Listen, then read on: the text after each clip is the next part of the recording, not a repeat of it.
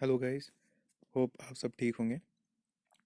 तो बहुत सारे स्टूडेंट्स को ये प्रॉब्लम फेस होती है अक्सर कि वो they are not able to submit the representation of their wrong answer जो भी वहाँ से बोर्ड ने दिए होते हैं। कभी कभार ये होता है कि गलती होती है उन्होंने। तो कैसे आप जो है सबमिट करोगे क्वेश्चन का जो रेफरेंस होती है क्वेश्चन की जो जेन्युइन आंसर आपको लगता है वो कैसे आप दोगे और कैसे वो कौन कौन से प्रोसीजर आपको फॉलो करने हैं कि जिससे आपकी जो है रिप्रेजेंटेशन वो कंसिडर की जाएगी। चलो इस वीडियो में हम यही सीखेंगे कि कैसे आप रिप्रेजेंट करोगे अपने जो भी ऑब्जेक्शन होंगे आपके क्वेश्चंस के रिलेटेड वो क्या होने चाहिए और आप क्या रॉन्ग करते हो जिसकी वजह से आपको वो कंसिडर नहीं करते आपकी रिप्रेजेंटेशन। तो चलिए गाइस स्टार्ट करते हैं। तो पहले ही जब आप लिंक पे क्लिक करते हो तो आपके पास ये स्क्रीनशॉट आता है जिसे हम लेटेस्ट लेंगे जो कि अकाउंट असिस्टेंट का अभी एग्ज़ाम हुआ था रिसेंटली। तो सबमिशन ऑफ यहाँ पे आप देख सकते हो, यहाँ पे लिखा है ना submission, submit representation on the answer की। ठीक, सबमिट रिप्रेजेंटेशन ऑफ लिखना था इनको। तो submit representation of the answer की, जो भी आपको रिप्रेजेंटेशन डालनी है आंसर की वहाँ पे आप डाल। यहाँ पे आपका एप्लीकेशन नंबर जैसे लिखा है एप्लीकेशन नंबर यहाँ पे डालना है। यहाँ पे आपका डीओ भी आएगा। यहाँ पे आप पोस्ट को सिलेक्ट कर सकते हो और यहाँ पे आप ये इस कोड को सबमिट करोगे। ठीक, तो आगे जब आप जाओगे तो आपके पास ऐसा स्क्रीन आएगा व्यू। तो उसमें क्या करोगे आप, पहले ही आप देखो क्वेश्चन बुकलेट नंबर और यहाँ से आप सीरीज सिलेक्ट करोगे। ठीक, यहाँ से आपको सिलेक्ट करना है कौन सा क्वेश्चन है आपकी सीरीज़ का, कौन सा क्वेश्चन है। ठीक, क्योंकि आपने यहाँ पे सीरीज़ दी होगी तो उसी सीरीज़ के रिलेटेड आपको यहाँ जो है क्वेश्चन नंबर, यहाँ पे जब आप पॉप अप मीनू जब आएगा यहाँ पे तो आप वैसे क्वेश्चन लिखेंगे अप टू 120। आपको वो क्वेश्चन सेलेक्ट करना है जो लगता है आपको इन्होंने आंसर की रॉन्ग दी है। सेकंड है कि यहाँ पे कैंडिडेट कंटेस्ट और रेस्पॉन्स, आपको कौन सा ऑप्शन लग रहा है कि ठीक है इसका। ठीक,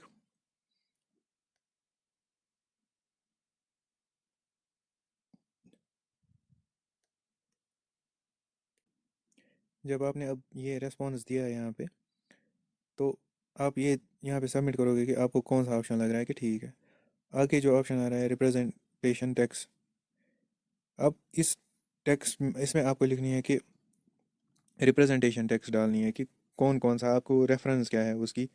वो मैं आगे बताऊंगा आपको क्या रेफरेंस डालनी होती है, तभी आपका वो कंसिडर किया जाता है वहाँ पे। यहाँ पे आपको फाइल अपलोड करनी होती है जो भी आप चाहे आप स्क्रीन शॉट लोगे जेन्युइन जो भी होगा आपका जेन्युइन स्क्रीन, उसका स्क्रीन शॉट लोगे और यहाँ पे अपलोड करोगे। ज़रूरी नहीं है कि आप ये स्क्रीन शॉट ही लोगे, आप आपका ये फ़ोटोग्राफ यानी कि जेपीईजी फॉर्मेट में भी हो सकता है और फाइल में भी आप अपलोड कर सकते हो उसको, लेकिन जेन्युइन होना चाहिए। अब आगे देखेंगे हम जो भी बोर्ड्स होते हैं लाइक आरआरबी है यानी कि एसएससी जो भी है, या नेट का एग्ज़ाम देते हैं बहुत सारे जेआरएफ करते हैं, तो उनमें जब आप रिप्रेजेंटेशन डालते हैं ना तो आपको पर्टिकुलर फ़ी देनी पड़ती है उसके लिए। या आप ऐसा मान लो कि जेके एसएसबी आपके जो भी जेके एसएसबी है ना वो आपसे कोई ये नहीं लेता पैसे इसके, नहीं तो इसकी एक पर्टिकुलर फ़ी होती है। जैसे आप देख रहे हो ना यहाँ पे ₹50 इन्होंने एसएससी में ये प्रोसीजर किया, आपको 50 रुपीज़ पहले पे करना होता है। अगर आपके जेन्युइन आंसर निकालते हैं यानी कि आपकी क्लेम ठीक निकलती है तो आपको रिफ़ंड किया जाता है वो अमाउंट। ठीक, आपको वो चीज़ जो है ना रिफ़ंड की जाती है। लेकिन अगर आपका वो रॉन्ग निकला तो आपको रिफ़ंड नहीं किया जाएगा। ये जेके एसएसबी है जो आपसे कोई पैसे नहीं लेते इस चीज़ के। ठीक है ना।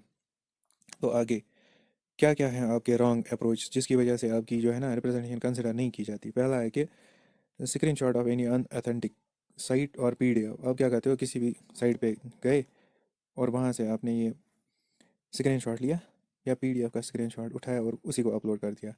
लेकिन ऐसा नहीं करना है आपको, वहीं पर आप रॉन्ग हो। अनऑथेंटिक स्क्रीनशॉट किसी भी साइट का नहीं चलेगा। ठीक, वो मैं आगे बताऊंगा कि क्या अथेंटिक हो सकता है।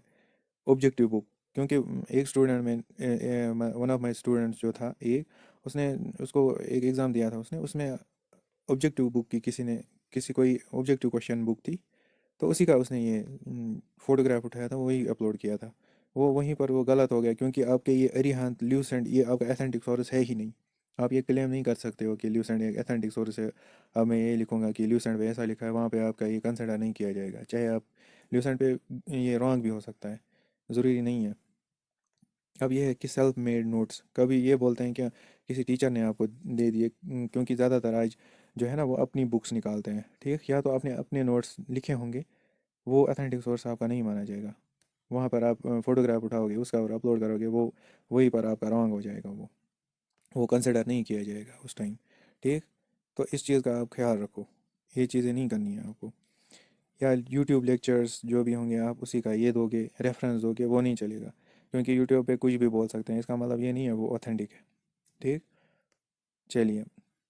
तो इसमें क्या है कि पहला जो स्टेप है ना, आपको पहला क्या करना है कि आइडेंटिफाई रॉन्ग आंसर्स। जो भी आपके रॉन्ग आंसर्स होंगे वहाँ से जो की दी होगी, लाइक JKSSB ने जो की अपलोड की है, तो उसमें आप देखोगे पहले ही क्यों कोई शीट लोगे या रफ ले लोगे, जो भी आपका होगा रफ शीट पे आप लिखोगे क्वेश्चन नंबर 1 2 3 4, जो भी रॉन्ग होंगे उसके रेस्पेक्टिव में जो भी आंसर्स आपको सही लगते हैं, इसका ए रॉन्ग है, बी सही है, इसका बी सही है, इसका ए गलत है, ऐसे ही आप लिख कर रखोगे किसी पेज पे। ठीक, फिर आती है जो टर्न है रेफरेंस और रेफरेंस टेक्स्ट और डिस्क्रिप्शन।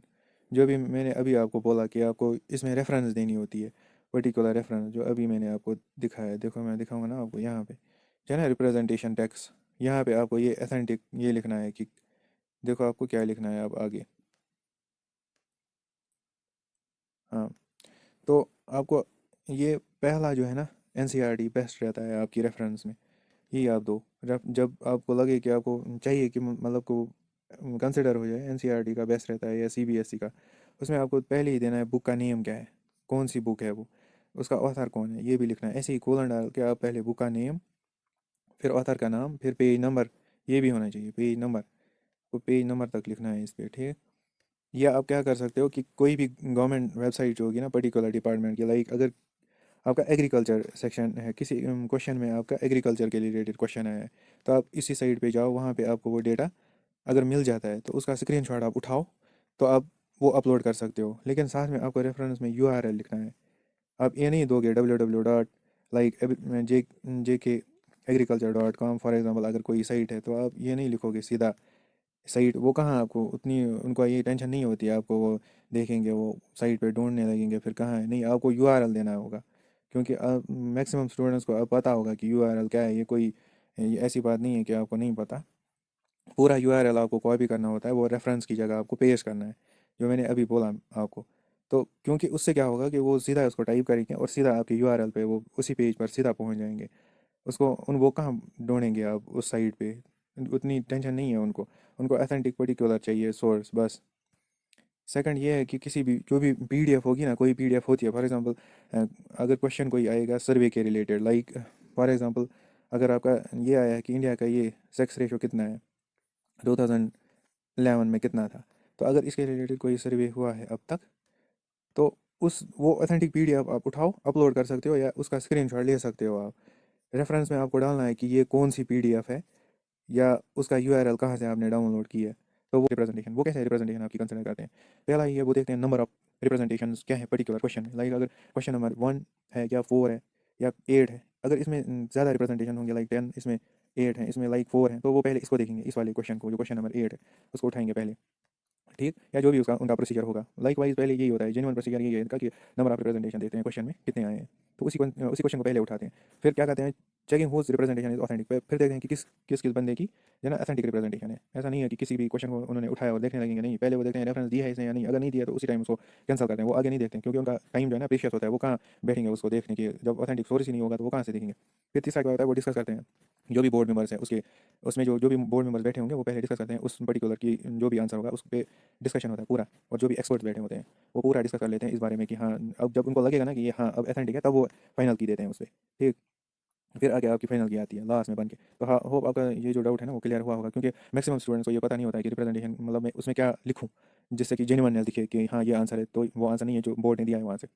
तो इसके लिए मुझे लगा कि ये इंपॉर्टेंट वीडियो रहेगा आपके लिए, कि अगर आप देखोगे कि आपके कोई कन्फ्यूजन जो भी होंगे ना वो क्लियर हो चुके होंगे। अगर कोई और कन्फ्यूजन रहता है तो आप कमेंट बॉक्स में वो लिखो, तो I will try to solve that जो भी आपके क्वेश्चंस होंगे। ओके, टेक केयर, अल्लाह हाफिज़।